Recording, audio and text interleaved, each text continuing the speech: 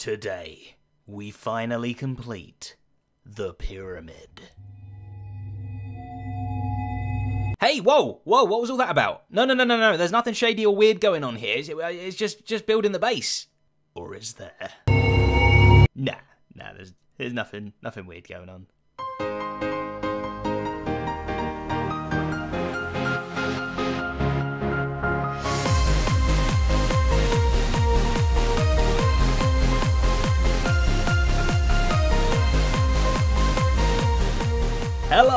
Hello, and welcome back to another episode here on the Hermitcraft server.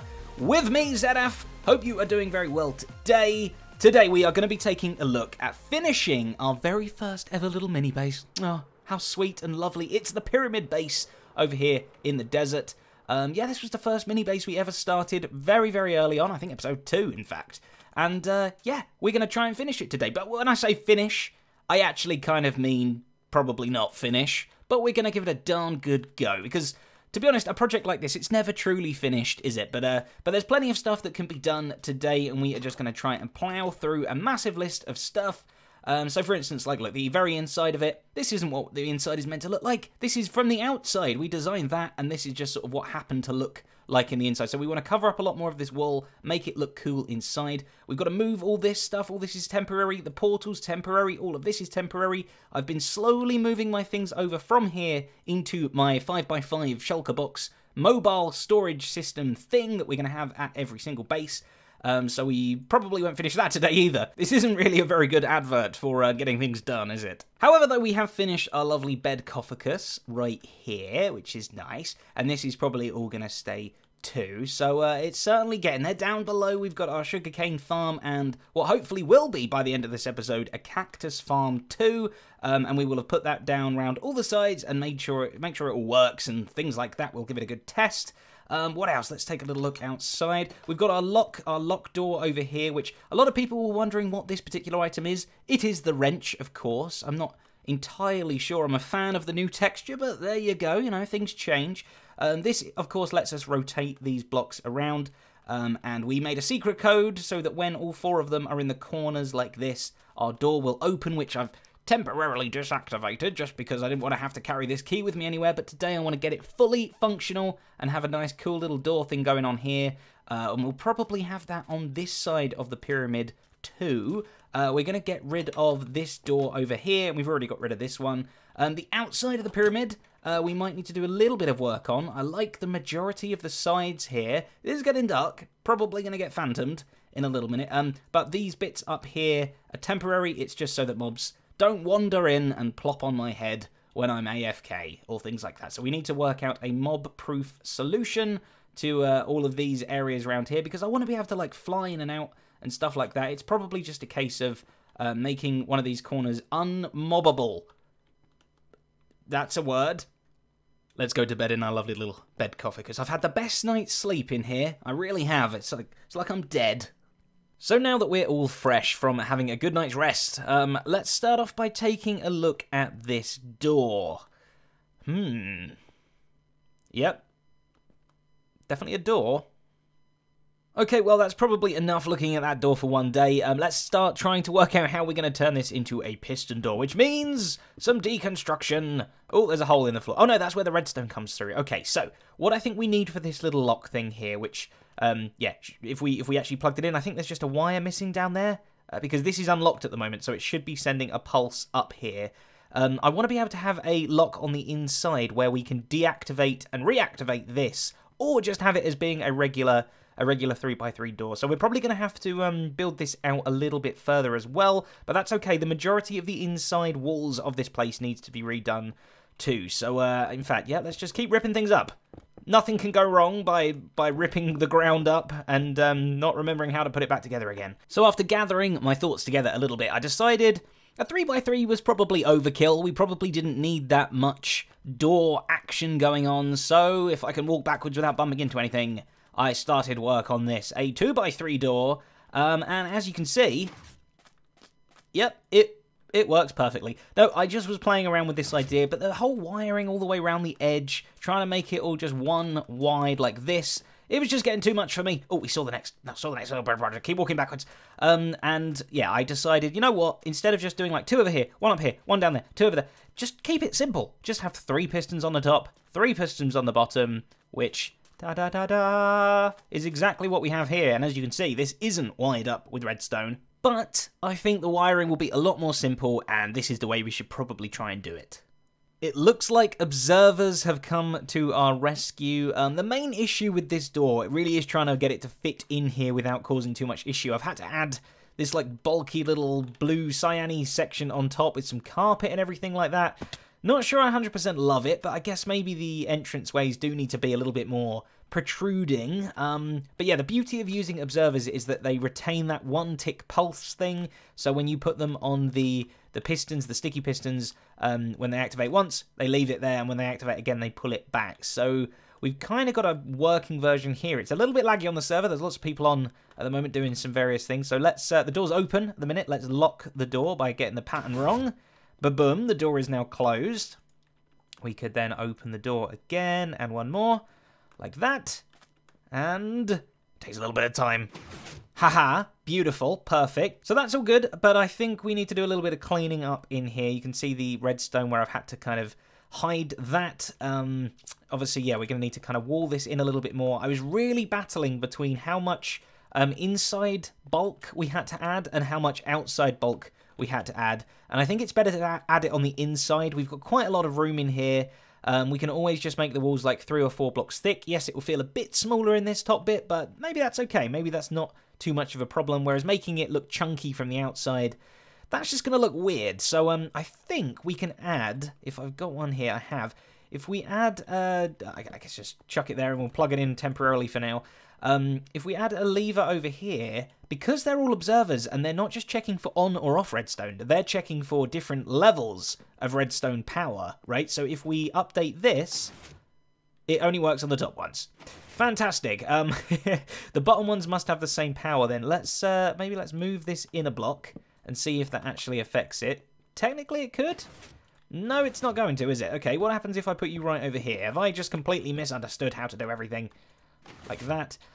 Oh, I know why. Because power can travel up these blocks, up the slabby blocks, but they cannot go back down the slabby blocks again. Okay, right. So wherever we plug this lever in, we need to access, can I even see it? Oh, it's so tight. That main block down there where the split off point for the bottom observers and the top observers is, that block there is the one we need to power. So, okay, let's just try and get something plugged into there temporarily. I guess we can just go straight down there, can't we? Let's head down, and you're the block in question. So if we was to hook something up to you, because that's where you split, and we power you, we can also lock it from the inside, and then we can reopen it again from the inside. Even though the puzzle was correct, we can still lock the door. I was having this issue where I was unlocking the door, walking in, and then I couldn't close the door again. So now we're going to have this nice little lock inside. So I'm going to get the lever plugged into a better place and do the little bit of tidying up. And then that will be our, hey, come here, our door project for the day completed. You know what? That doesn't actually look too bad. As I was building it, I kept feeling like I was making it chunkier and chunkier. But, you know, if we expand the paths a little bit around, I think that's going to look okay. It doesn't take up too much room, and it still works. Look, we actually have a proper door now. Oh, hang on a minute. I've just thought, how do we close? All right, wait. I might still need to fix that. We might need a lever for the outside as well, though I guess I just have to lock this behind me, wouldn't I? Which means we need a key somewhere nice and handy. Anyway, let's move on to another one of our jobs. Let's go for a littler one. We want to be able to have these doorways open like this, but not allow mobs to come and plop on our heads. But we still want to keep this open because we want to be able to fly in and out and things like that. So I think what we're going to have to do is go around these edges here and make sure that it's more than 1 block jump so that nothing can jump up, which probably, it's actually going to be more difficult than I presume. So we're going to need to put like half slabs here or something. If we broke that though, yeah, look, we can see inside of the pyramid. So, okay, we're going to have to fix it from the outside and then go on the inside and again add an extra layer. We're not going to end up with any room in this pyramid. We're going to have like a 3x3 air block in the middle at this rate. But no, okay, we should be able to do it. Aha, okay, so I was going around adding on a half slab on top of this just so that they couldn't jump up. And then when I got inside, I realised these two sides are done and these two aren't. And there aren't actually any going to be diagonal corners anymore anyway. So, you know what, we should probably duplicate these around here and here before we even worry about this edge bit, because I think there's going to be a lot less way for mobs to get up than I originally thought. So, undo, Control Z. Those of you who are clever out there, I need your help. Does this work? Is this going to stop mobs from coming up here? In fact, it should. I wouldn't even need this, would I? Mobs can't walk up there because this is less than 2 blocks. That is the only place they could go through. So we don't even need the fence posts. Okay, that's handy. I was going to say, can they walk around the edges of the fence posts? I guess we need to test whether we can even fly into here. Okay. Yep, we made it. Fantastic. Okay, that should be good. And we can technically just walk out of there. Oh, 3 blocks. We can walk out of there too, right? We just have to go out the middle section. Now, I'm not as much of a fan of that bit. Oh, I thought I went through that hole then. Where is it? It's this side over here. Yeah, so we can just... Yeah, we can walk out pretty easy. I guess because of the stair blocks there, we actually kind of get like 2 blocks worth of space in between here that we can move around in. So that should be pretty good. And yeah, that should be completely mob-proof, I believe. It's almost Zedaphproof. I know what you're going to say. It isn't phantom-proof. They can still fly in there if I don't go to bed like a naughty little boy. But, yeah, you know what? I'm not scared of phantoms. No, sorry. I'm not even slightly scared of them. I'm a bit. But I'm not, because they can't do any damage to my base. They can only kill me. I'm mainly worried about creepers getting in. So, you know, zombies, spiders, bring it on. Do whatever you like. Oh, yeah, they can climb up too. I forgot spiders can climb. Well, I really didn't think this through. But yeah, as long as creepers don't get in, I think I'm pretty happy. More free blocks! Okay, I've been putting this off for far too long now. Let's get spiky. Okay, let's work on the Cactus Farm. I know there's going to be some issues. We're not just going to be able to put the cactus in place of the sugarcane. Right, okay, let's actually go down and give this a try. Oh, I didn't mean to fall. Right, this should work, yeah? Button over there. Let's give it a shoot. See what happens. I've forgotten everything. Can't even hit the button. That had to be... Yeah, there we go. Fantastic. Look at it all flow. Oh, and then we wait, and I want to see just how much falls down, because I think last time we tested this, not lots did. But any of the bits that land on these side bits here are probably going to get washed away in the next one. So I think that's kind of where I was at. We needed to duplicate this on all the other sides. But before we do that, we need to figure out how Cactus is going to fit into this, because Cactus is a little bit annoying. It's not very friendly. It doesn't like to have blocks next to it, so I cannot place this here because there is a solid block right there. So we're going to have to work out a way to have it grow here. But I think if we was to be able to place it there and it was to grow up, it would grow, but then automatically pop off because of the closed piston. Just any block that gets in its way, it will pop off. So we need to test that that is the case. And if that is true, then we can potentially have like this side and maybe this opposite side with sugarcane in, and then this side and that side with cactus. And we wouldn't need all the mechanisms and stuff for the cactus. We could literally just have pretty much this setup, but just with a full wall.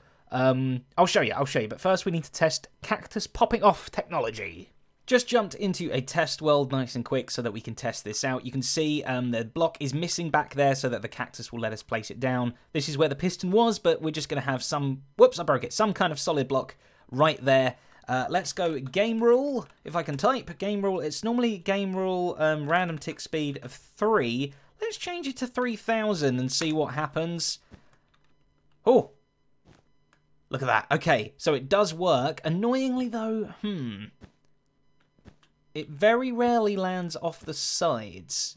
So we're going to definitely want to make sure the water source is over there. Like sometimes it lands on itself. I don't know, quite often actually it's coming off the edges. If we had a bunch of these, it's totally passive and it'll just do its own thing. So let's have a little bit of fun. Let's just add a few more zeros on the end there. Oh boy! Oh boy! Okay, no, turn it off. Oh, wow, okay, this is going to be a lot of water. You're going to look down here and it's going to be just basically blue as far as the eye can see. Let's keep just popping it down on all of the sides. Once we've made the holes in the edge bits there, these side ones should flow into the same holes. We shouldn't end up with any kind of mess or anything like that. Let's get 2 more buckets, 1 there and 1 over there. Oh, we should be able to swim down and under this half slab. Excellent. Okay, this is... Oh, no, I fell. I mean, I kind of swam. Fell, sort of. I'm good. I'm good. It looks so strange. It's so blue down there now. Blue and green, I guess. It's going to look incredibly turquoise. But now all the sideways water is in as well. Let's give this another test and see if even more of the sugarcane falls down. I can't even see the button now. Just got to kind of hope that we're probably going to hit it. Yep, probably not. Ha ha ha! 8th try, lucky. Okay, it all goes back in. Obviously, we're going to get some landing on those bits there. But the ones that are flowing down, look, there's still lots falling down now. That's pretty good. That is pretty good. Okay, I'm going to go down. In fact, let's just jump down together. It's quite fun. It's quite a safe place to fall. Don't really take any damage. Look at all that. Excellent. Oh, very nice. Okay, 44. Not entirely sure how many. There were definitely some that landed up there. Look, you can see plenty of them, but that's not bad. That means once we've got the other side in here, we should be getting, I don't know, just under 100 per harvest. And then it's the cactus on these 2 sides. We should be getting that as well. So that's nearly, what, 2 stacks-ish? Not really, a stack and a half of sugarcane and a stack and a half of cactus per time we harvest this thing. This looks crazy. That's not symmetrical up there. Well, it's mostly done. That took a long time. We got sugarcane, cactus. The cactus should just be going. This sugarcane side is the one we've already done, but you might notice we've not yet put the redstone in behind this one yet. But that shouldn't take too long. It's just a case of doing it, copying it, learning what I did over here, and repeating it over there as well. We keep getting these visitors. You, my friend, can find out what it's like to go in a bath. Does water hurt you? Because it should. Hey, no. Go down the hole. Ah. Okay. No, water doesn't hurt you. Okay, fair enough. This thing is kind of a bit of a mob farm as well. There's plenty of creepers that have appeared in there on the empty squares. Maybe not now I've got all of the water in and all of the plants in and everything. I'm not sure if they can spawn on a plant. But it's pretty crazy, that's for sure. We'll start seeing the profits roll in soon. I kind of like the look of it as well. I did it mainly for the looks. The looks were a big part of this. We definitely want to make sure that we can see it very clearly from many parts of the base. We don't want to be covering these areas up too much, because then that would just ruin it, wouldn't it? Oh, the door's open. Probably should close that. That might have been where all these creepers and things were coming in from. Who knows? And the final little job I want to do before we wrap this up. I was supposed to move the portal, but I think we're going to have to do that another day. I'm not entirely sure how I'm going to do that anyway, because it's got to connect up to the right place in the nether, and that area of the nether is getting a little bit busy. We might have to dedicate an episode, or a good chunk of one, to sorting out all of our nether portals again, getting them all fixed up properly. But yeah, the last little thing I want to do is just a little bit of tidying up. First up, we just need to put this stuff on. And then we're going to, just tidy all this stuff over here, get this area open so we can see more of the farm, put that over there, add more stuff to our little wall, and we are good to go. Take a good look around, ladies and gentlemen, because we are pretty much done. This is starting to take its final form.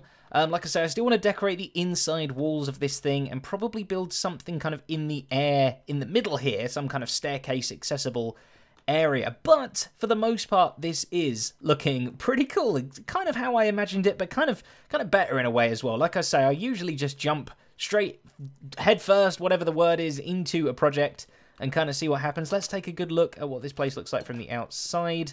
Now that we finished that top bit off, I can't believe I didn't realise it wasn't symmetrical.